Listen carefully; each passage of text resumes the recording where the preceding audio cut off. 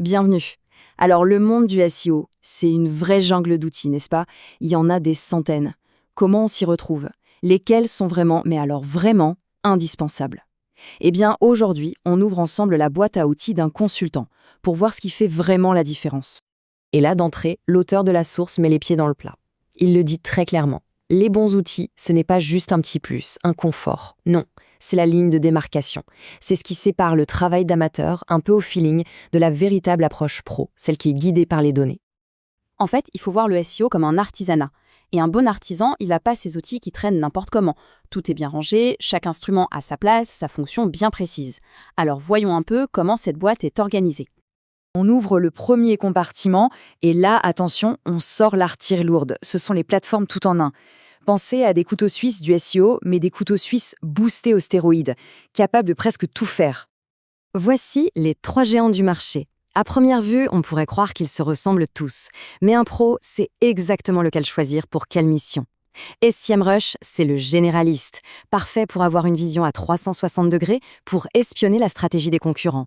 Ahrefs, lui, c'est plutôt le détective privé, le spécialiste des backlinks. Sa mission, traquer chaque lien pour comprendre la popularité d'un site.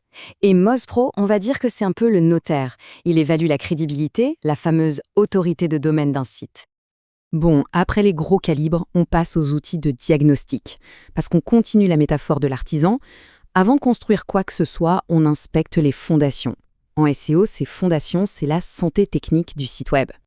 Et ça, c'est la question cruciale, celle par laquelle tout devrait commencer. Est-ce que la base est saine? Est-ce qu'il n'y a pas des fissures cachées quelque part? Des liens cassés, du contenu en double, des pages qui rament? Bref, tous ces petits trucs qui, l'air de rien, peuvent complètement saboter le reste du travail. Pour ce check-up technique, il y a un duo d'outils qui est juste parfait. D'un côté, Screaming Frog, imaginez un scanner qui passe le site au peigne fin de l'intérieur pour sortir un plan technique ultra détaillé. De l'autre côté, on a la Google Search Console. Ça, c'est le bulletin de santé officiel. C'est Google qui nous dit directement « Voilà comment je vois ton site ». L'un sans l'autre, le diagnostic est incomplet. Il faut vraiment les deux. Ok, les fondations sont saines, le diagnostic est posé. Il est temps de construire les murs. Et en SEO, les murs, ce qui donne de la valeur à la maison, eh bien, c'est le contenu. Voyons maintenant les outils qui nous aident à créer du contenu qui parle autant aux humains qu'aux moteurs de recherche. Une bonne stratégie de contenu, ça ne sort pas d'un chapeau. C'est une recette, un processus méthodique en 3 temps. D'abord, on écoute, on cherche à savoir ce que les gens se demandent vraiment.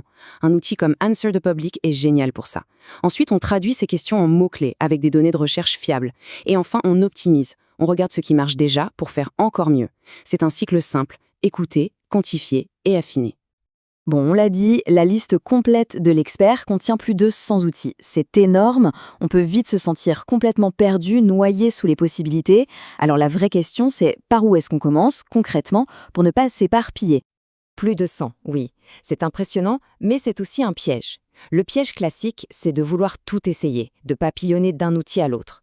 Mais le secret d'un pro, ce n'est pas d'avoir 100 outils, c'est d'en maîtriser 5 ou 6 à la perfection et de savoir exactement quand les dégainer. Voici donc un kit de démarrage, l'arsenal de base pour bien commencer. Premièrement, les outils gratuits de Google. Search Console, Analytics 4, c'est la base de la base, ce n'est même pas une option. Deuxièmement, on choisit une seule grosse plateforme, SEMrush ou Ahrefs, et on se donne pour mission de la connaître par cœur. On complète avec un crawler technique comme Screaming Frog, et surtout, on garde toujours l'intention de l'utilisateur comme boussole. La clé, elle est là. Mieux vaut maîtriser à fond une poignée d'outils que d'en survoler une centaine. Et on termine avec la question « qui change tout ?» Souvent, le réflexe, c'est de se demander quel outil je devrais utiliser. Mais un pro, il retourne la question. Il se demande d'abord quelle est la mission la plus importante pour ce site, là, maintenant. Est-ce de réparer la technique, d'analyser un concurrent, de créer du contenu? Une fois que l'objectif est clair, eh bien, le choix du bon outil devient presque une évidence. C'est ce changement de mentalité qui fait toute la différence pour obtenir de vrais résultats.